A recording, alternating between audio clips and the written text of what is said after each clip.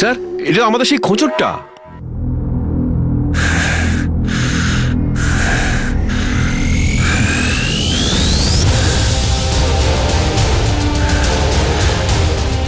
Bastard Mangia.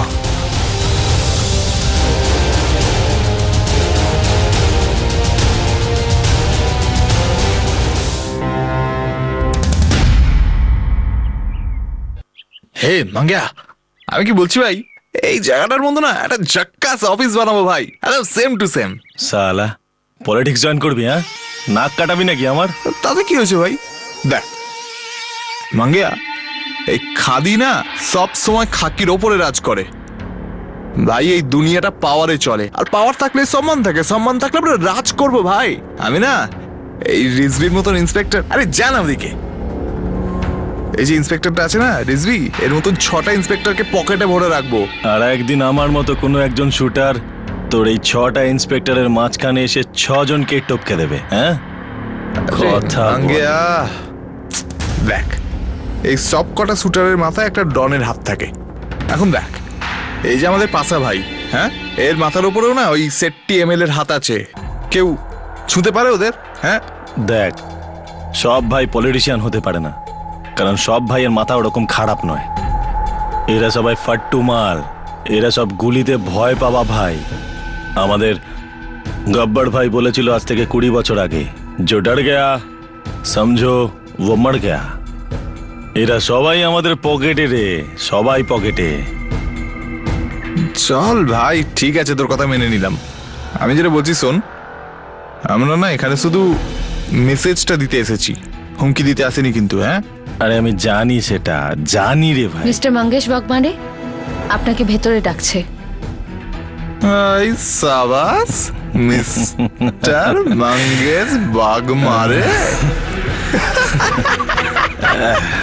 এ মাঙ্গিয়া, তোকে এই প্রথমবার কেউ মিস্টার বললো না, তাই না? মাঙ্গিয়া, পার্টি সন্ধে পার্টি। আরে যে কোনো পার্টি চলবে, শুধু পলিটিক্যাল পার্টি ছাড়া। চল চল। আমি মিস্টার মঙ্গেশ বাগমারে।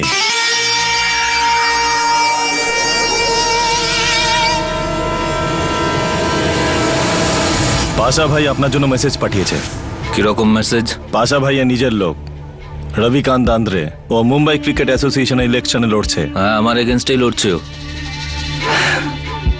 উনি কোনো ইলেকশন ছাড়াই প্রেসিডেন্ট হবেন। আপনি আপনার নাম তুলে নিন।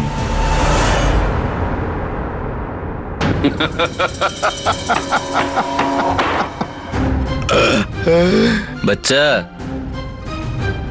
আমার নাম কোনো সাইকেল বা রিক্সা নয় যে পিছিয়ে নেব।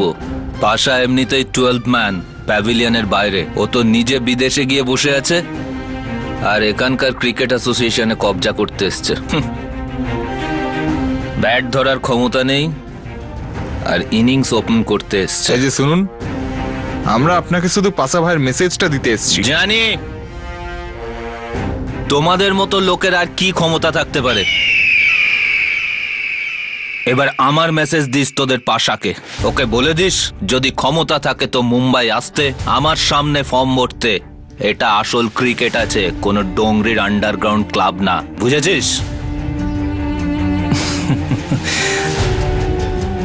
মাফ করবেন সাহেব, ভুল হয়ে গেছে। আপনার এই মেসেজ পৌঁছে দেব পাশা ভাইকে। আসছি তাহলে।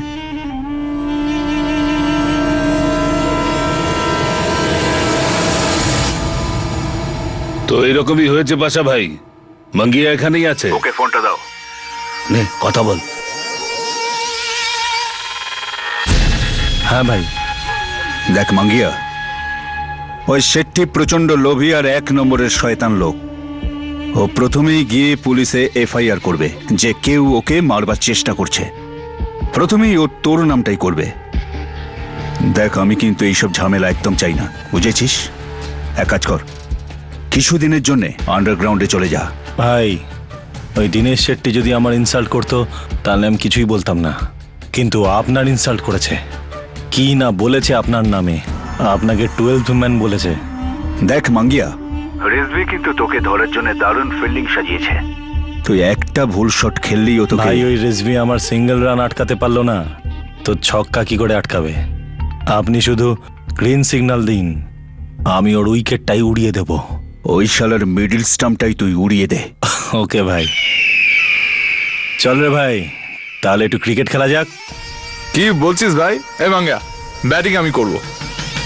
তুই ব্যাটিং করবি না, দিনেশ শেট্টি ব্যাটিং করবে আর আমি গুগলি ফেলবো। চল। এই মাঙ্গিয়া, এই শোন না আমি কি বলছি। এই শেট্টি, যখন তুমি গ্যাংস্টার ছিলে তখন তো আমাদের খুব ঘৃণা করতে, এখন আমাদের কাছে প্রোটেকশনের ভিক্ষা চাইছো? কোনো দয়া করছো না আমাকে? সরকারের জন্য তোমাকে টাকা দেয় আর সেই সরকার আমরা। চুপচাপ নিজের কাজ করো। শুনেছিলাম যে নেতাদের চেয়ে আমরা গন্ডারের হয়, প্রথম দেখি চাল শিয়ালের মতন হয়। রেজবি, শেট্টি, যখন তুই আন্ডারওয়ার্ল্ডে ছিলি না তখন তোর মধ্যে তাও কিছু দম ছিল, এখন কিচ্ছু নেই।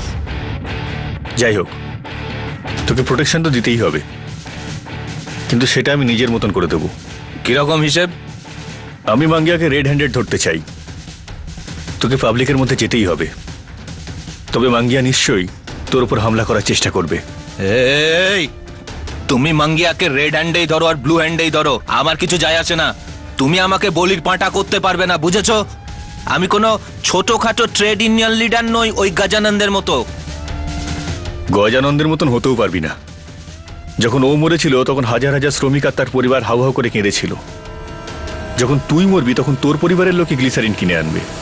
যাই হোক, তুই কালকে মুম্বাই ক্রিকেট অ্যাসোসিয়েশনের ফর্ম ভরতে যাচ্ছিস না? হ্যাঁ হ্যাঁ, যা, কিন্তু মাঙ্গিয়া পুরো চেষ্টা করবে যাতে তুই ফর্ম ভরতে না পারিস। তা তোমরা কি করবে? যদি আমাদের কাছে চয়েস থাকতো তাহলে মাঙ্গিয়া তোকে ঠোকার পর ওকে অ্যারেস্ট করতাম। চিন্তা করিস না, সেরকম কিছুই হবে না। ও কিছু করার আগে ওকে নিশ্চয়ই অ্যারেস্ট করব।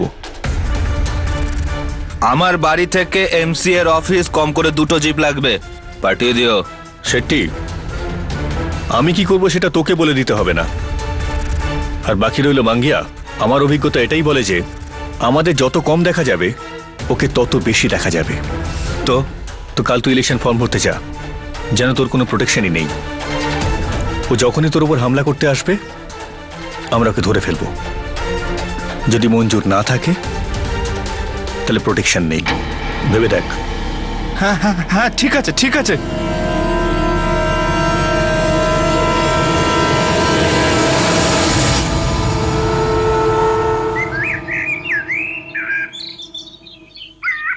ওই ছেলেরা, বন্দুক সব ঠিক করে চেক করেছো? গুলি ফুলি সব আছে তো?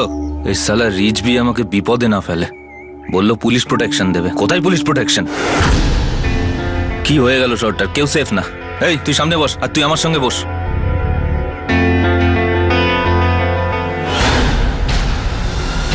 হ্যালো হ্যালো হ্যালো, এমএলএ সাহেব বাড়ি থেকে বেরিয়ে গেছেন। এমএলএ সাহেব বাড়ি থেকে বেরিয়ে গেছেন।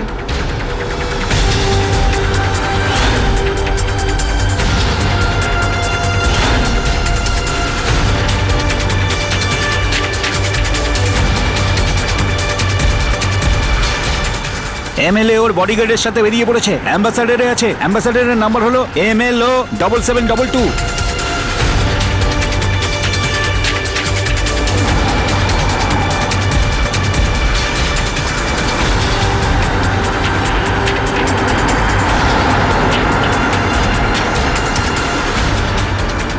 হ্যালো হ্যালো হ্যালো, সাবজেক্ট নজরে আছে, গাড়ি মেইন রোডের দিকে এগিয়ে যাচ্ছে। All clear, over and out. AC ভাড়া স্যার, এসি ফুল আছে। স্যার আপনি টেনশন নেবেন না। কেন নেব না টেনশন? কেন নেব না? আমার জীবনের দাম কতটা জানিস তুই? যদি আমার কিছু হয়ে যায় তাহলে কি হতে পারে তুই জানিস? পুলিশ প্রোটেকশন দিচ্ছে।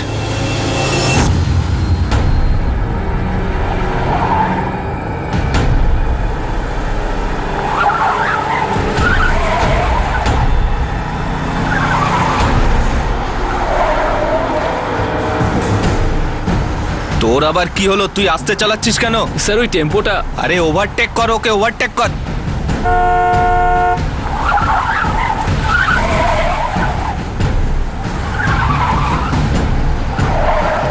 আরে কি হলো? কি হর্ন দে না ওকে।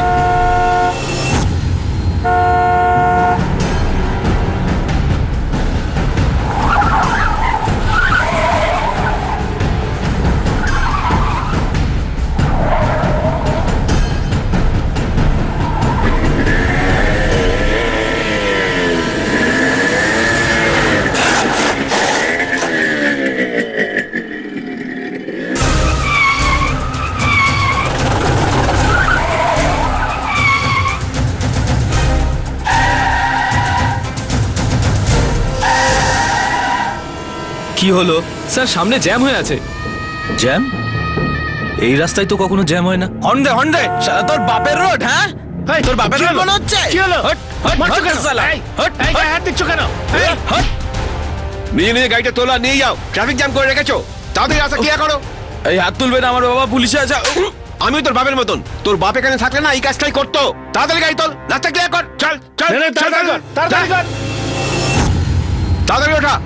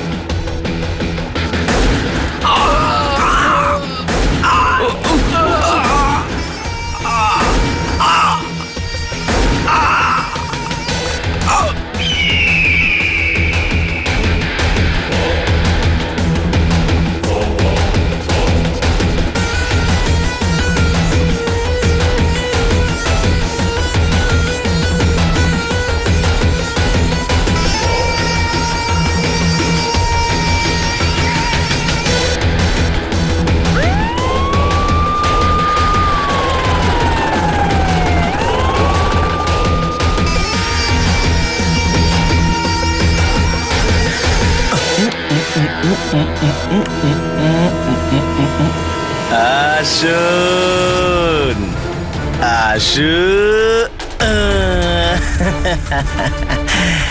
বের কর ওকে, বের কর ওকে। আরে তাড়াতাড়ি অ্যাম্বুলেন্সে তোল।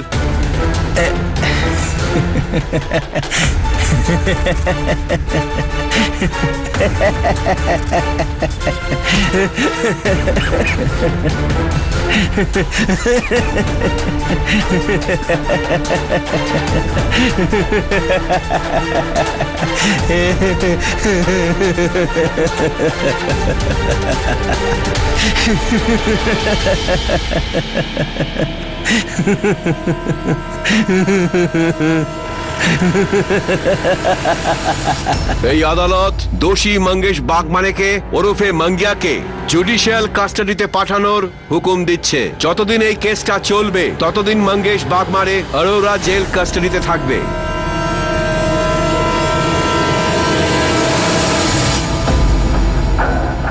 তোর বিরুদ্ধে এমন জবরদস্ত একটা কেস বানাবো না। তুই তো এবার গেলি। সাহেব, মার্ডারের জন্য কত টাইম লাগবে? 2 বছর, 4 বছর, 6 বছর? অত লাগবে না। পাশা ভাই আমাকে ফটাক সে বের করে নেবে। ঘায়েল ঘোড়ার গ্রেপ্তার হওয়া শুটারকে কেউ কোনোদিন বাঁচায় না। ঘোড়ার তো মুখ বন্ধ করে দেওয়া হয় গুলি করে দিয়ে। আর তোর পাশা ভাই আলাদা কিছু নয়। তুই মরবি, নিশ্চয়ই মরবি। পাশা নয়তো জনক, জনক নয়তো সুধাকর যোশীর ভূত। তুই ভুলে গেছিস প্রত্যেকটা গুলির পেছনে 10টা শত্রু থাকে। আর তোর হাতে তো এখন বন্দুকও নেই, হাত কড়া লাগানো। চিলকে শেষ পর্যন্ত মাটিতে নামতেই হলো মাঙ্গিয়া। এই চিলটা কিছুদিনের জন্য জেলটাকে নিজের বাসা করবে। তারপর চিলটা যখন উড়বে অনেক উঁচুতে উড়বে। চিলের ওড়ার জন্য ডানার দরকার পড়ে। আর তোর ওই ডানা দুটো ছেঁটে ফেলার জন্য জেলে তোর বন্ধুরা তোর জন্য অপেক্ষা করছে।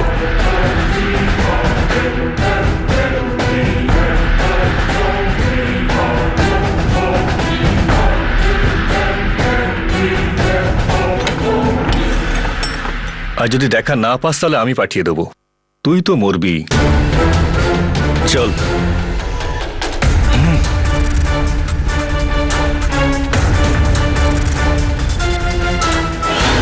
মঙ্গেশ বাগমারে, তুই তো এবার গেলি।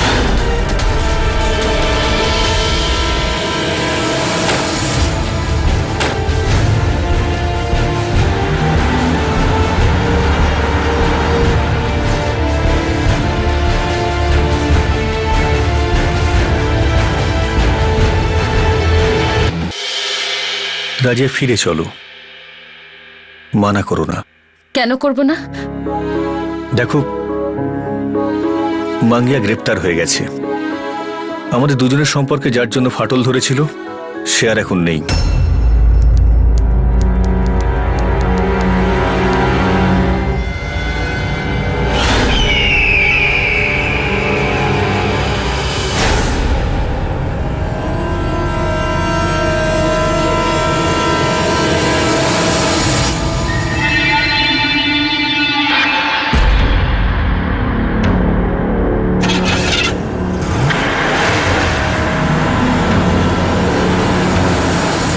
আমাদের জীবনটা বদলে যাবে।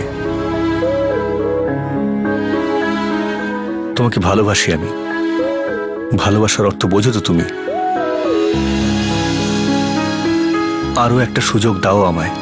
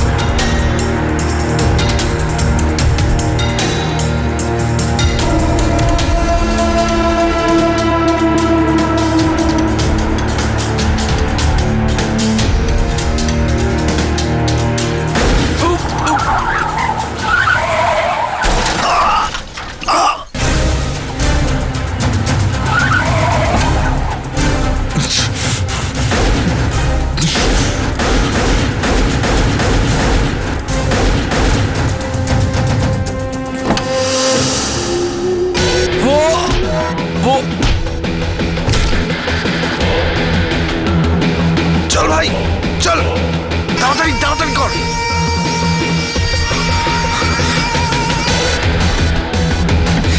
দরজা খোল, দরজা খোল, দরজা খোল, তাড়াতাড়ি ওঠ, চল চল চল চল চল চল চল চল চল।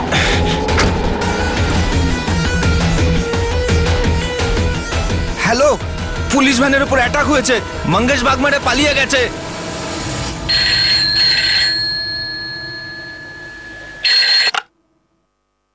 স্যার, মাঙ্গিয়া পালিয়ে গেছে। কি হয়েছে?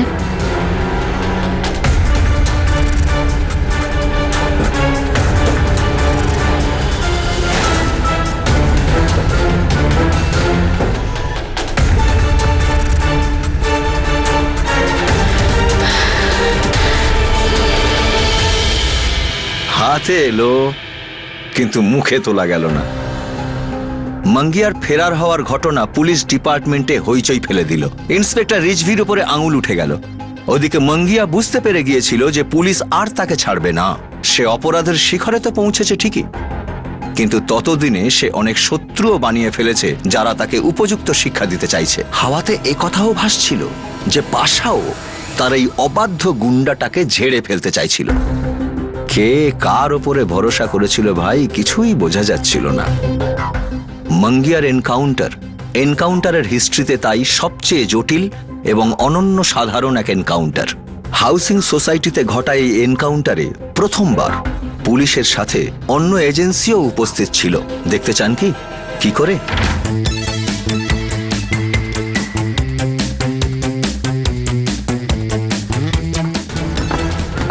চল ওঠ।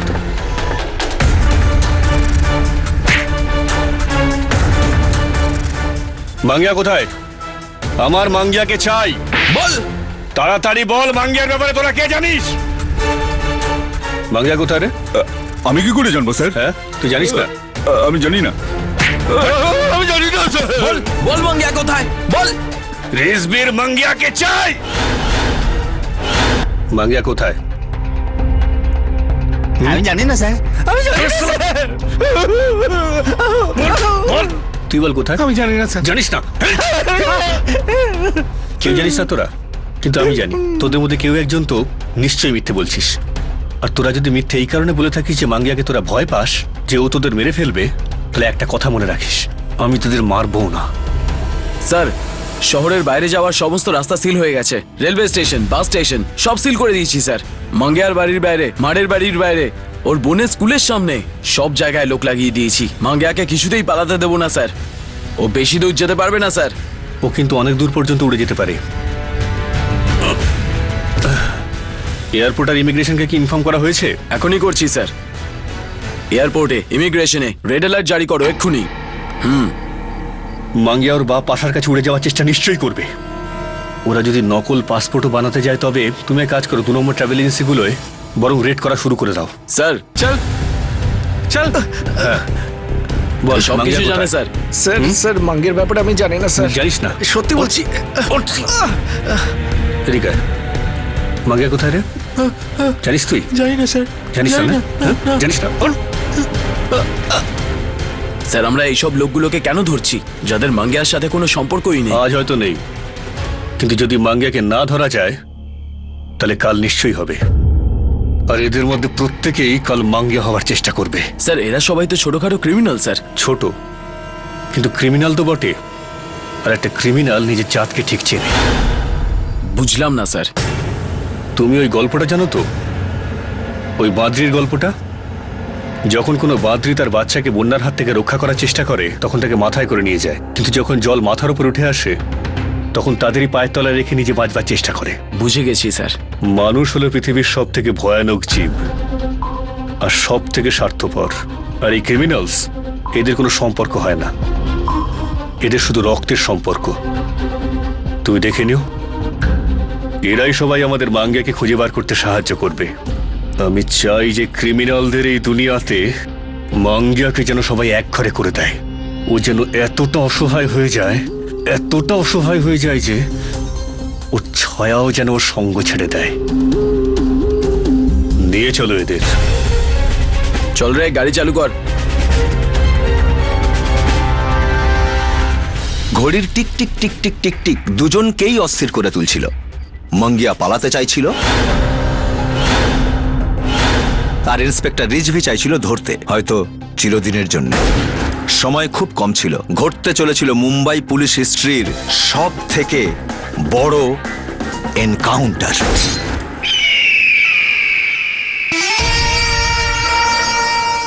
এই মাঙ্গিয়া, কি হয়েছে বলতো?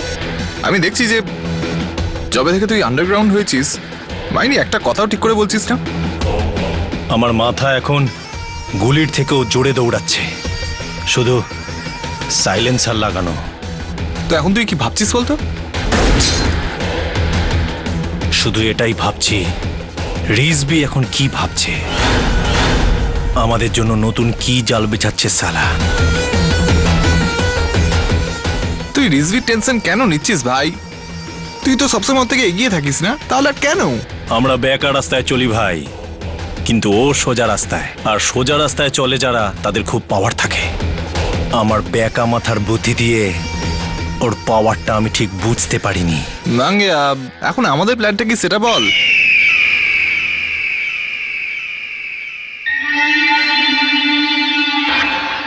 জনক সেটটিকে ঠোকার পরে রিজভি পুরোপুরি এখন আমাদের পেছনে লেগেছে। আরে সেই জন্যই তো আমরা এখন এই জঙ্গলে ভাই। আমাদের কাছে আর কোনো অন্য রাস্তা নেই ভাই। যদি রিজভির মতো অফিসারকে ঠুকে দিই, তাহলে সালা পুরো পুলিশ ডিপার্টমেন্ট আমাদের পেছনে পড়ে যাবে। আর যদি ওকে না ঠুকি, তাহলে খুব তাড়াতাড়ি ও আমাদেরকে ঠুকে দেবে। ঠিকই বলছিস ভাই মাঙ্গিয়া, সালা একবারে সাকের করা। তো আমাদের তো আকাশ আর সমুদ্রের রাস্তা তো আছে ভাই। আমরাও পাশা ভাইয়ের মতো এখান থেকে কেটে পড়ব। প্রথমে মরিশাস, তারপর আফ্রিকা। দেশ ছাড়ার জন্য আমাদের পাসপোর্ট আর ভিসার দরকার, আর যেটা শুধু একজন আমাদের দিতে পারে, লালা। ভাই, আমি আগেই আপনাকে বলেছিলাম ওই জনক শেঠির মামলাটা মাঙ্গিয়াকে দেবেন না। এখন ফেসে গেল তো জনক শেঠি। ক্রিকেট অ্যাসোসিয়েশনের ইলেকশনটা ওই এবার জিতবে। শুধু শুধু আমাদের নাক কাটা গেল। মাঙ্গিয়ার কোনো খবর? না ভাই, কোনো খবর নেই। ও নিজে থেকেই ফেরার হয়ে গেছে। ভাই, একটা কথা বলবো, এবার ওকে ছেটে ফেলার সময় এসে গেছে, তা না হলে পরে খুব মুশকিল হবে। এইরকম ভাবার কারণ? ও কি করে আমাদের কাছে এসেছিল ভাই, জোশী গ্যাংকে শেষ করে। ও যেই কোলে বসে বড় হয়েছে, তাকে মেরে আমাদের কোলে উঠে নাচছে। শুধু শুধু দুধ খাইয়ে কালসাপ পোষার কোনো মানে নেই। আমি আবার পরে ফোন করব। ঠিক আছে ভাই। এখন খবর ক্রাইম জগতের। দুদিন আগে মুম্বাই পুলিশের নাকের ডগা দিয়ে গ্যাংস্টার মঙ্গেশ বাগমারে ওরফে মাঙ্গিয়া পালিয়ে যায়। মাঙ্গিয়াকে ধরা তো দূরের কথা, কেস ইনচার্জ ইন্সপেক্টর রিজভি তদন্তের স্বার্থে এমন উপায় অবলম্বন করেছেন যা পুলিশ রুল বুকের সমস্ত নিয়মকে ভঙ্গ করছে। এমনকি এও অভিযোগ এসেছে যে সাধারণ মানুষকে ভয় দেখানো হচ্ছে, বেআইনিভাবে অ্যারেস্ট করা হচ্ছে এবং তাদের উপর 3rd ডিগ্রি অ্যাপ্লাই করা হচ্ছে। আমাদের চ্যানেলের একজন সাংবাদিক মানবাধিকার কমিশনের প্রতিনিধির সঙ্গে কথা বলেছেন। আমার ইন্সপেক্টর রিজভির কাছে একটাই প্রশ্ন, এত অত্যাচার করার পরও নিজের ডিউটি পূরণ না করেও উনি নিশ্চিন্তে কি করে ঘুমোচ্ছেন? উনি প্রত্যেক নাগরিকের মধ্যে ক্রিমিনাল দেখতে পাচ্ছেন, আর উনি সবার সঙ্গে এমন ব্যবহার করছেন যেটা কোনো ক্রিমিনালের সঙ্গেও করা হয় না। সেই জন্য আমাদের সংস্থা ইন্সপেক্টর রিজভির বিরুদ্ধে হিউম্যান রাইটস ভায়োলেশনের কেস করছে। আমরা মুম্বাই পুলিশ কমিশনারের সঙ্গে কথা বলেছি এবং ওনার বক্তব্যটাও শুনে নেব। ইন্সপেক্টর রিজভির বিরুদ্ধে আমাদের কাছে অনেক কমপ্লেন আছে, আর তাই জন্য আমরা একটা এনকোয়ারি কমিটি গঠন করেছি। Nobody is above the law. সে ব্যক্তি আইনের রক্ষক হলেও আইন সবার জন্যই সমান।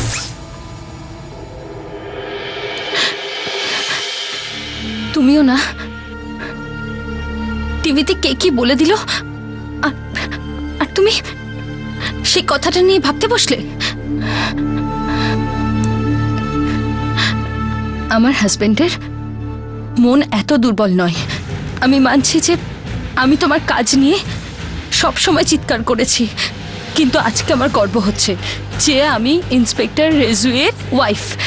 সেই ইন্সপেক্টর রেজুই যে নিজের জীবনকে বাজি রেখে এই শহরকে মাঙ্গিয়ার মতো দুষ্কৃতির হাত থেকে বাঁচাতে চায়। এই লড়াইয়ে আমি তোমার সাথে আছি। তোমার বিরুদ্ধে যারা খারাপ বলবে তারা তো বলবেই, কিন্তু যে তোমাকে ভালোবাসে সে শুধু তোমাকে ভালোই বাসবে।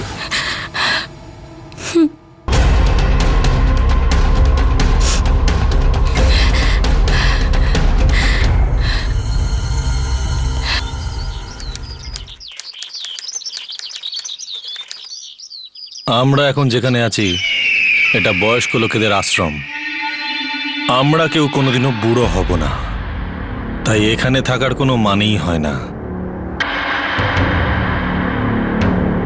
জেল ও শ্বশুরবাড়ির মতোই, কয়েকদিন পরেই দম বন্ধ হয়ে আসে, বিশেষ করে যখন বউ সাথে থাকে। এবার তো ফরেনে ধান্দা হবে, অ্যাশ হবে, আর সবচেয়ে বড় কথা হলো ওখানে রিজভি থাকবে না, ওর ওখানে দৌড় চলবে না। দেশ ছাড়ার জন্য তো একবার আমাদের মুম্বাই যেতে হবে। লালা কাগজপত্র তৈরি করবে আর রাতারাতি আমরা গায়েব হব। এ ভাট, মুম্বাইয়ে থাকার কোনো জায়গা আছে? ওই আন্ধেরি আছে না, ওখানে বৃন্দাবন কমপ্লেক্স, ওখানে আরতি বিল্ডিং, ওখানে আমাদের লোক থাকে তো, ওরা আমাদের ব্যবস্থা করে দেবে। একটা ফ্ল্যাট পেয়ে যাব 5-7 দিনের জন্য, চলবে তো? কে ভাট, এতদিন পর্যন্ত আমরা বস্তি বা ফ্যাক্টরিতে লোকাতাম, কিন্তু এবার হাই ফাই লোকেদের সাথে ওঠা বসা করতে হবে। মাঙ্গিয়া আরো সাথীরা এখন আন্ডারগ্রাউন্ডে রয়েছে, কিন্তু আমরা সব দিক থেকে ওদের উপর চাপ সৃষ্টি করছি। আজ নয়তো কাল ওদের বেরোতেই হবে। দেশ ছেড়ে পালানো ছাড়া আর কোনো গতি নেই ওদের। কিন্তু ওকে কোনোভাবে আমরা পালাতে দেবো না, সে পথ আমরা বন্ধ করে দিয়েছি। দেখো রিজভি, আমাদের ডিপার্টমেন্টের সম্মান ওর পালিয়ে যাওয়াতে নষ্ট হয়েছে। সিএম সাহেব নিজে আমাকে ফোন করে জানিয়েছেন যে কেসটা এখন সিবিআই হ্যান্ডেল করবে। স্যার, এটা অন্যায়। মাঙ্গিয়াকে আমি রন্ধ্রে রন্ধ্রে চিনি, এত বছর ধরে ওকে ধাওয়া করছি। দেখো রিজভি, তোমার কাজ এবং কাজের ধরন নিয়ে আমার কোনো রকম অভিযোগ নেই। In fact I am impressed. Thank you sir. এই কেসটা তুমি যা যা করেছো, ফ্যান্টাস্টিক। আমাদের শহরে ক্রাইম অনেক কমে গেছে, কিন্তু অফিসিয়ালি আমি তোমায় কোনো রকম সাহায্য করতে পারছি না। আমি বুঝতে পারছি স্যার, কিন্তু প্লিজ এই কেসটা কিছুতেই আপনি হাতছাড়া হতে দেবেন না। সিএম আমাকে 48 ঘন্টার সময় দিয়েছেন। যদি 48 ঘন্টার মধ্যে তুমি এই কেসটা সলভ না করতে পারো, তাহলে এই কেসটা সিবিআই হাতে চলে যাবে। কিন্তু আমি কখনোই তা চাইবো না। তাই আগামী 48 ঘন্টার মধ্যে তুমি এই কেসটাকে ক্লোজ করে দাও, চিরদিনের মতন। কি বলছি নিশ্চয়ই বুঝতে পারছো? ইয়েস স্যার, বুঝতে পারছি। মাঙ্গিয়া এবার যে ফ্লাইটে উঠবে সেটা আর কোনোদিনই ল্যান্ড করবে না।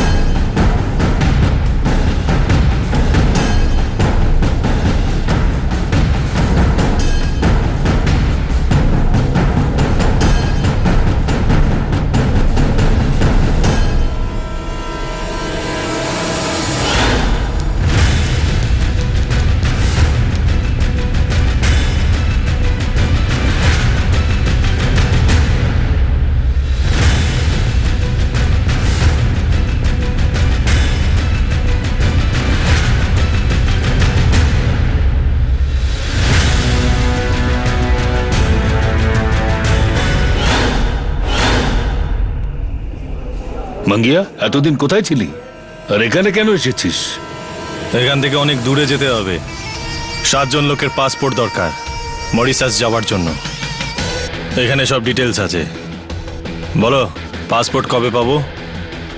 দেখ মাঙ্গিয়া, পাসপোর্ট তো ছেলের হাতের খেলনা নয় যে চাইলেই পাওয়া যায়। আগে আমার ভাইয়ের সঙ্গে কথা বলতে হবে। ভাইয়ের সাথে কথা বলার টাইম নেই।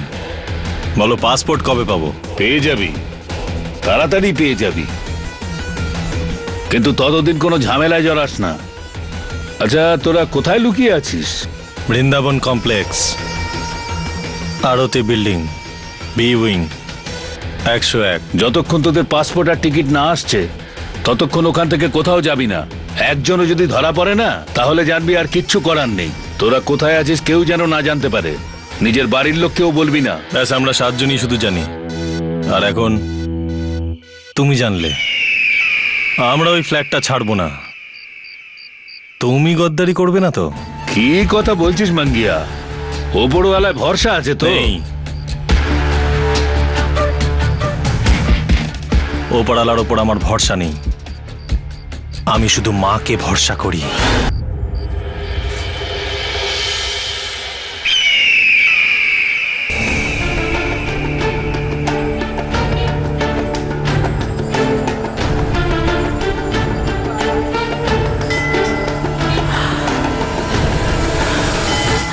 আরে মা, সামনে তাকা, পুলিশ আমার পেছনে পড়ে আছে। তুই ভগবানের দিকে তাকিয়ে কথা বল। এখন ভগবান ছাড়া আর কেই বা আছে আমার মাঙ্গিয়া? বহু বছর বাদে এই প্রথম মন্দিরে এসেছি তোর জন্য। মাঙ্গিয়া, মাঙ্গিয়া আমার সোনা, তুই তুই ভালো আছিস তো রে? আরে মা, আমি একদম ফার্স্ট ক্লাস আছি, টিপ টপ। মরিশাস যাচ্ছি মা, আর সেখান থেকে জানি না কোথায়। তুই চিন্তা করিস না মা, আমি তোকে টাকা পাঠাতে থাকবো। তুই শুধু আমার বোনের খেয়াল রাখিস, ওর লেখাপড়া যেন অসুবিধা না হয়। এটাই একমাত্র রাস্তা এই নরক থেকে বাইরে বেরোনোর। ঠিক আছে মা, আমি আসছি।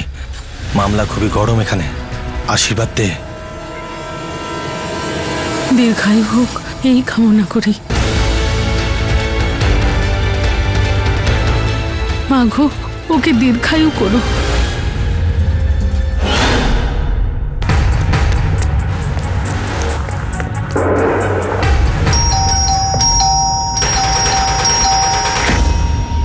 আরে মাঙ্গে, এতক্ষণ কোথায় ছিলি ভাই? কি হয়েছে?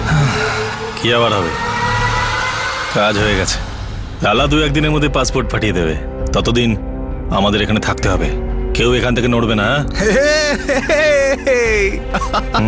আমি জানতাম মাঙ্গা যে এই লালাটা না আমাদের সঙ্গে সবসময় থাকবে। আর এটা পাশা ভাইয়ের গ্যাং ভাই, এমনি তো আর ওয়ার্ল্ড ফেমাস নয়। ভাই মাঙ্গিয়া নিজেই বলেছে যে ওরা বৃন্দাবন কমপ্লেক্সের আরতি বিল্ডিং এ 101-এ আছে। ভাই, আমি ওকে পাসপোর্ট বানিয়ে দেওয়ার কথা দিয়েছি, ততদিন ওরা 7 জন ওখানেই থাকবে। শোনো লালা, তুমি আজকেই 1 সপ্তাহের জন্য শহর ছেড়ে চলে যাও, আর তোমার এলাকার সমস্ত মেন লোকগুলোকে ইনফর্ম করে দাও এখনই চলে যেতে অথবা হাত গুটিয়ে বসে থাকতে। এখন সময় হয়ে গেছে এই কেসটাকে শেষ করার।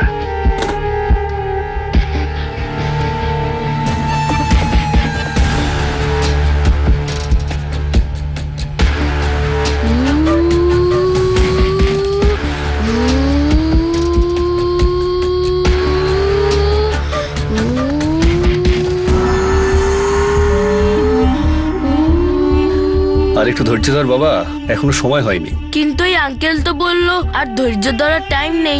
কোন আঙ্কেল? উনি তো চলে গেছে আর বলে গেছে যে স্কুটারওয়ালা আঙ্কেলকে এটা দিস আর এটা বলিস ধৈর্য ধরার টাইম শেষ।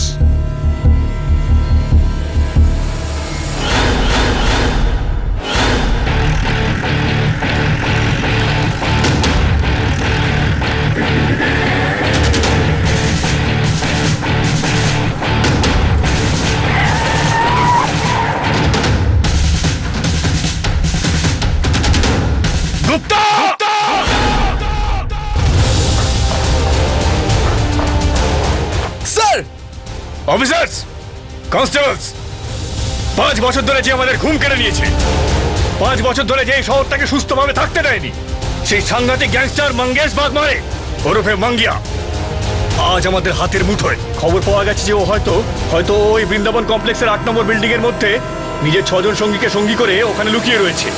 আমরা এই সুযোগ কিছুতেই হাতছাড়া করতে পারবো না। আমরা কিছুতেই মাঙ্গিয়াকে আমাদের পুলিশ ফোর্সে অপমান করতে দেব না। এই বিষাক্ত সাপটা যে নিজের আতঙ্কের ফনা বিস্তার করে রেখেছে, আজ ওই ফনাটাকে আমরা পিষে দেব। আজ মাঙ্গিয়া আরো স্বাধীনের সাথে আমরা লড়াই করব, আইনের রক্ষক হিসাবে নয়, আইনের বিধ্বংসী সৈনিক হিসাবে লড়ব। মনে রেখো, এটা আমাদের পুলিশ ফোর্সের প্রথম প্রকাশ্য লড়াই হবে, আর আমরাই তার সূচনা করব। এই যুদ্ধের দাবামা ওই সমস্ত গ্যাংস্টারদের কাছে পৌঁছানো দরকার যারা নিজেদেরকে আইনের সীমানার ঊর্ধ্বে মনে করে। মাঙ্গিয়া বাঁচবে না স্যার। নিজের হাতিয়ার তুলে নাও আর মনে মনে শপথ নাও, কারণ আজ আমরা এনকাউন্টার নয়, ইতিহাস রচনা করতে যাচ্ছি।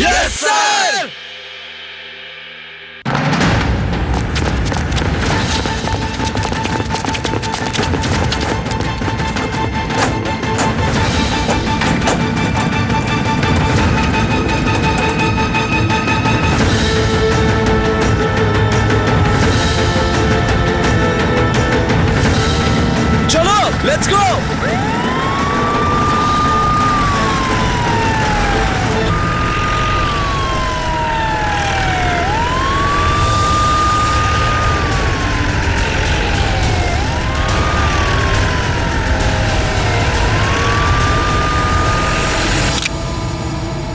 আরে লালা ভাই ফোনটা তোলো ইয়ার। আরে ফোনটা কেন তুলছে না লালা ভাই? হ্যাঁ, কখন থেকে ফোন করছি? আরে মাঙ্গে আই, লালা ভাই তো ফোনটাই তুলছে না। আরে ইয়ার, বাইরে গেছে হয়তো, নামাজ পড়তে গেছে, তুই টেনশন নিস না। আরে আজ অব্দি তো এরকম হয়নি ভাই। হ্যাঁ দেখ মাঙ্গিয়া ভাই, আমার না কিছু একটা গন্ডগোল লাগছে। আবে ইয়ার, আমরা পাশা ভাইয়ের খাস লোক, তুইও না। পাশা ভাই আর লালা ভাই আমাদের মরিশাস পাঠাচ্ছে। ফাইনালি সেখানে আমাদের কেউ কিচ্ছু বিগড়াতে পারবে না। দেখ তুই টেনশন নিস না। আবে ইয়ার, একে কিছু খেতে দে। হ্যাঁ ভাই, আমাকেও দে। তোরা কিছু খাবি না কেন? খাওয়া না তাড়াতাড়ি চ।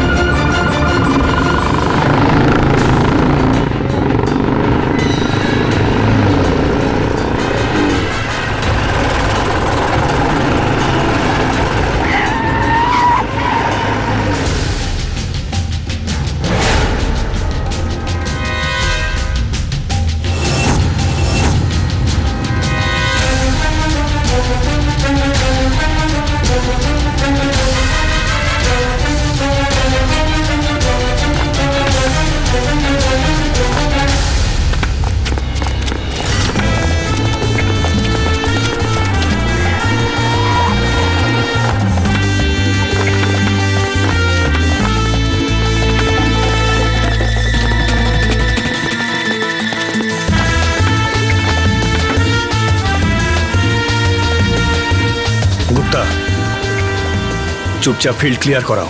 Yes sir. এই চলো চলো।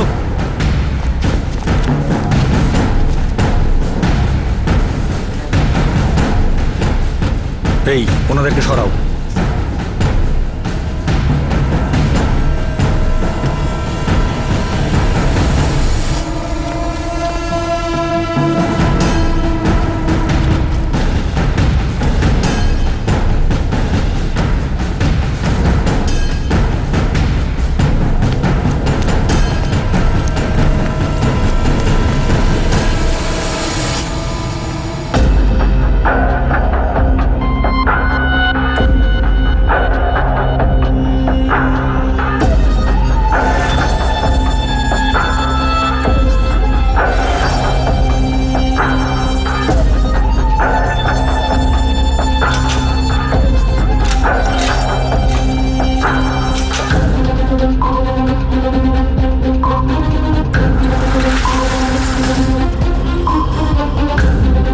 চলো।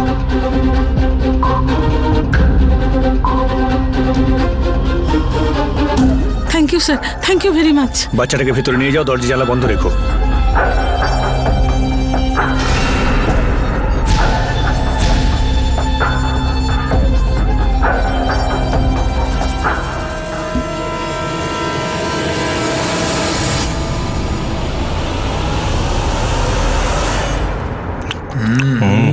দারুণই আবে হয়েছে সালা দারুণ মরিশাসে সবাই ফ্রেঞ্চে কথা বলে, তুই কি ফ্রেঞ্চ বলতে পারিস? হ্যাঁ বলতে পারি তো, বলে দেখাবো। বল। Arturo Benedetto Giovanni Giuseppe Pietro Arcangelo Portobello de Milano Hidima de onde vas escondidos Milano বলো তো। আবে সালা এটা শুনে ফ্রান্সের লোকেরা ফ্রেঞ্চ ভুলে যাবে, ফাটিয়ে দিয়েছিস।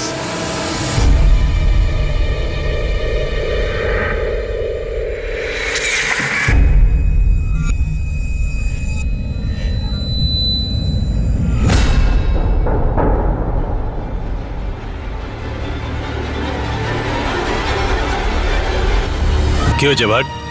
এই মাঙ্গিয়া এত চুপচাপ কেন লাগছে বলতো? একটু আগেও তো সব ঠিকঠাক ছিল ভাই। এই তোরা একটু চুপ করতো, একদম চুপ, কোনো কথা নয়, একটা আওয়াজও কেউ করবি না, একদম চুপ। হ্যাঁ ভাই দাঁড়া, আমি দেখছি।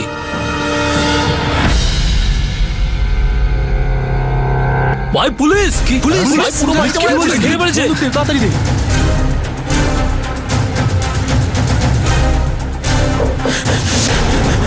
মাঙ্গিয়া বাইরে পুলিশ!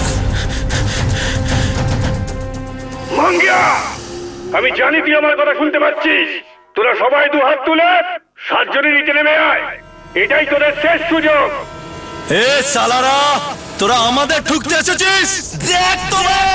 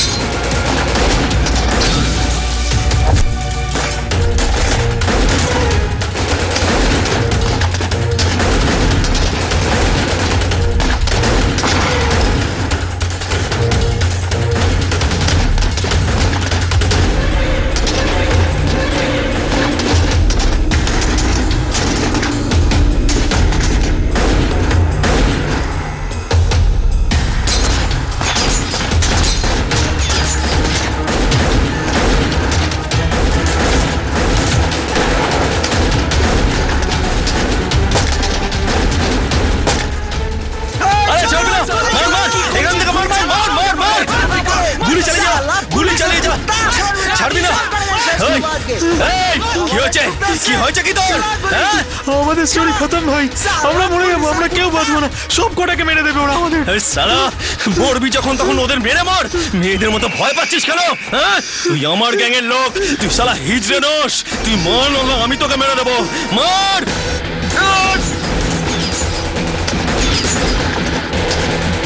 সাবাস, চালিয়ে যা। ও গড, এখানে কত গুলি চলছে! চল জনি, তাড়াতাড়ি চল। It's a breaking news Johnny. কি করছিস? রেকর্ড কর।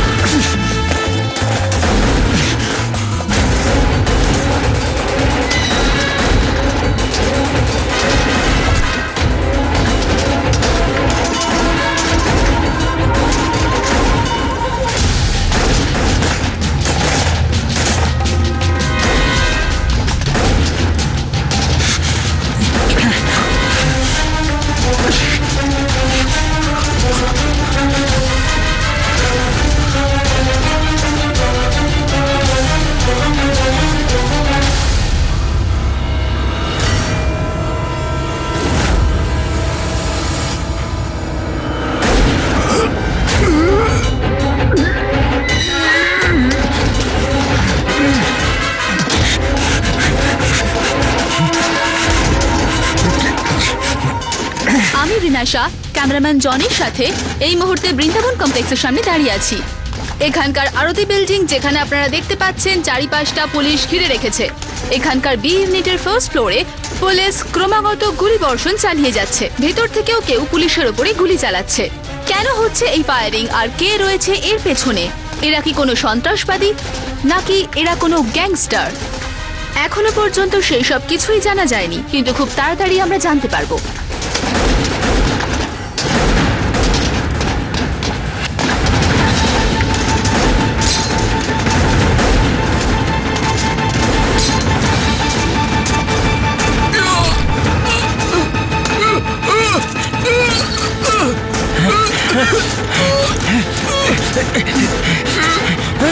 কি হচ্ছে ভাই?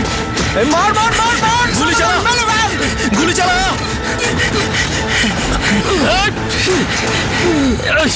আরে তোর আবার কি হলো? বস গুলি লেগেছে। তাড়াতাড়ি বলো।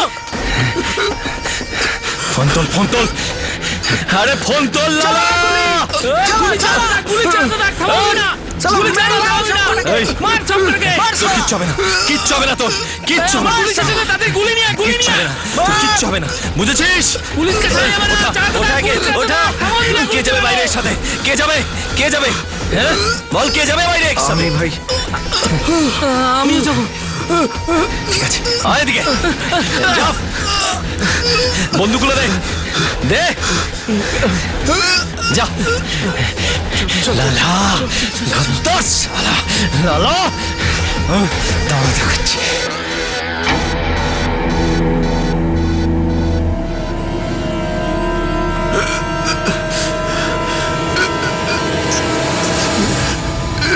চল বার কর আমাদের বোন ভাস্ত। হ্যাঁ দিচ্ছি। আমাদের সাথে আজকে রক্তের হোলি খেলবো। বার কর, বার কর তাড়াতাড়ি। চল দে এদিকে, দে আমাকে, দে দে আমাকে। সালা সালা আমার সাথে পাঙ্গা নিবি?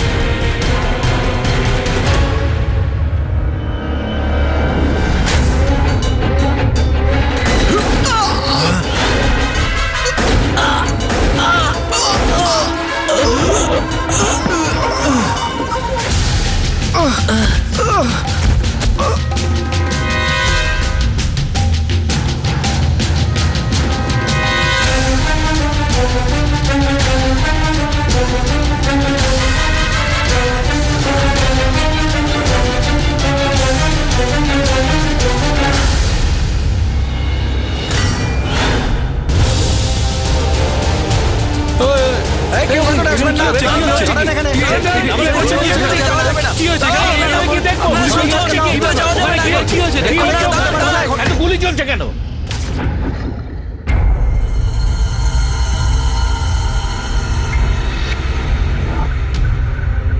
খবর পাওয়া গেছে যে এই এনকাউন্টার মুম্বাই আন্ডারওয়ার্ল্ডের সব শুটার মঙ্গেশ বাগমারে ওরফে মাঙ্গিয়া আর তার 6 জন সঙ্গীর সঙ্গে হয়ে চলেছে। মা তাড়াতাড়ি কি হয়েছে রে? দেখ টিভিতে কি হচ্ছে। দিয়ে ঘিরে রেখেছে। মাঙ্গিয়ার সঙ্গে পুলিশের এই গুলি বিনিময় আর এই কমপ্লেক্সের এইরকম একটি দৃশ্য কোনো দিক থেকে ওয়ার ফিল্মের থেকে কম নয়। মালতী, মালতী চল, আমাদের মাঙ্গিয়ার আমাদেরকে প্রয়োজন।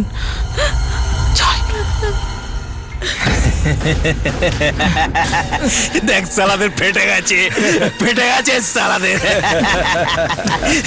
ভাই ওদের ফেটেছে কি ফাটেনি তো জানি না, এর কিন্তু ফেটে গেছে। আমার এখনো ফাটেনি, আমি এখন ঠিক আছি। তুমি দেখবে, তুমি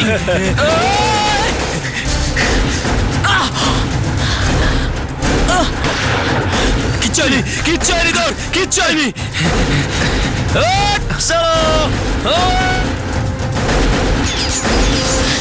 শোনা, আজকে তুমি তোমার ঘরে গিয়ে খেলো। হ্যাঁ খেলবো, কিন্তু এখন তো স্টাডি টাইম। সোনা আজকে না, আজকে তোমার খেলার দিন, তুমি ঘরে যাও। এরকম দিন যেন রোজ রোজ আছে। এখনো পর্যন্ত পুলিশের তরফ থেকে 700 রাউন্ডেরও বেশি গুলি চালানো হয়েছে। কমপক্ষে প্রায় 10 জন পুলিশ কর্মচারী ঘায়েল হয়েছেন। ওনাদের প্রত্যেককেই পাশের একটি হসপিটালে চিকিৎসার জন্য ভর্তি করা হয়েছে। আমাদের পাওয়া খবর অনুযায়ী এখনো পর্যন্ত পুলিশ 4 জন গ্যাংস্টারকে মারতে পেরেছে।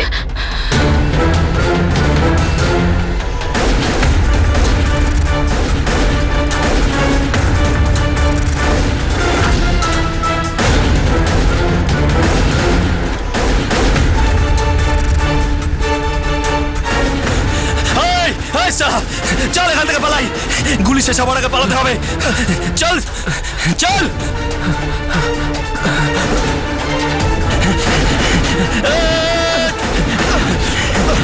চলে চলে।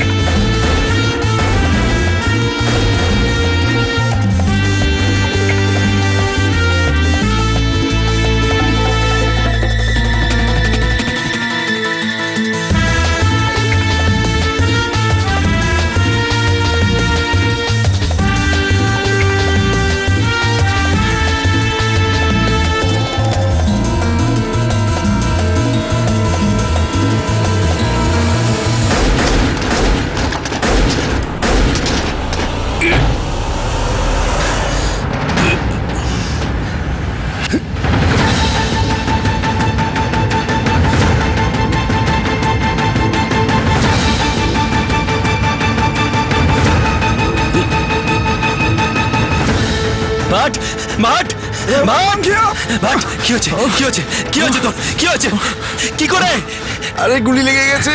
আচ্ছা ঠিক আছে, তুই বল উপরে কজন লোক আছে? 8-10 জন মতো হবে। 8-10 জন? ভাট শোন, এখান থেকে একটাই মাত্র পথ আছে বেরোনোর, ছাদে গিয়ে ওখান থেকে ঝাঁপ দিতে হবে, ঠিক আছে? বুঝতে পেরেছিস? চল চল চল চল চল।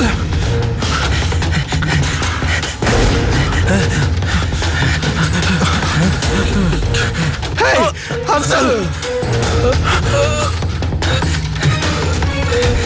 মাঙ্গিয়া মাঙ্গিয়া চল, আরে চল চল।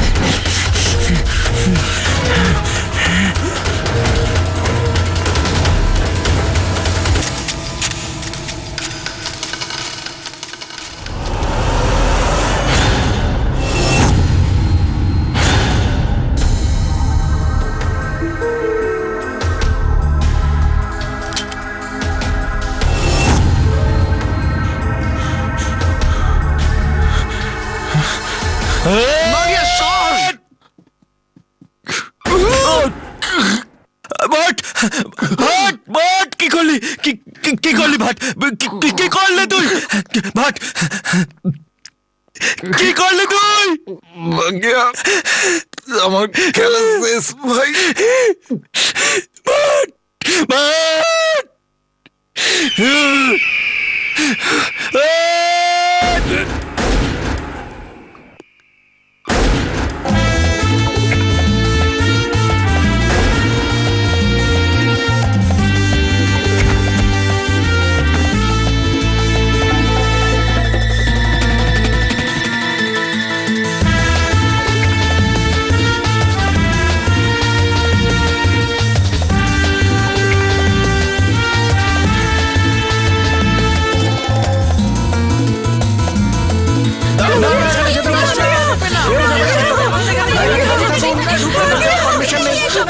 ভালোর জন্য বলছি, ঢুকবেন না ভেতরে।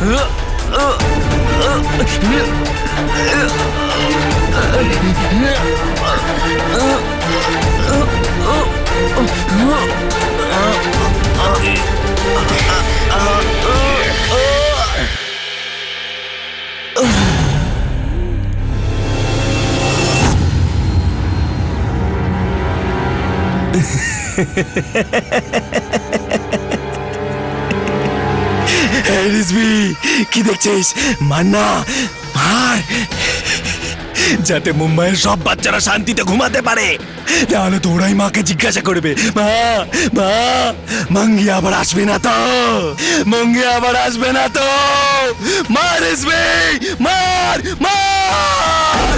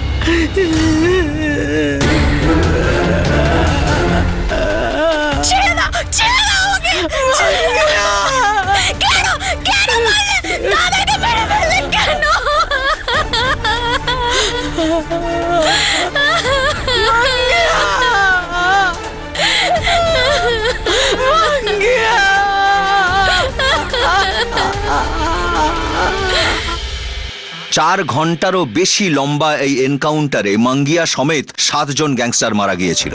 ইন্সপেক্টর রিজভির তত্ত্বাবধানে প্রায় 500 পুলিশ কর্মীরা মিলে কম বেশি 1300 রাউন্ড খরচা করে এই এনকাউন্টারটাকে সফল করেছিল। ভর দুপুরে শহরের মাঝখানে একটা মধ্যবিত্ত রেসিডেন্সিয়াল সোসাইটিতে। মনের মধ্যে অনেক প্রশ্ন উঠছে না? পুলিশ কখনো চায়নি যে সাধারণ মানুষের সামনে কোনো গ্যাংস্টার এভাবে মরুক, কিন্তু পুলিশ এটাও চাইছিল না যে সাধারণ মানুষের মনের মধ্যে পুলিশের ক্ষমতা নিয়ে কোনো সন্দেহ তৈরি হোক। ওই যে কথায় আছে না, যে শয়তান সব যুগেই জন্ম নেয়, কখনো রাবণ হয়ে তো কখনো কংস হয়ে, কিংবা কখনো গ্যাংস্টার হয়ে। কিন্তু সে যে কোনো যুগেই অবতীর্ণ হোক বা যে কোনো রূপেই অবতীর্ণ হোক, শয়তানের এনকাউন্টার চিরকাল হয়ে এসেছে আর আগামী দিনেও হবে। দেখতে থাকুন আগামী পর্বে মুম্বাইয়ের এনকাউন্টারের কাহিনী শুরু থেকে আমার সাথে।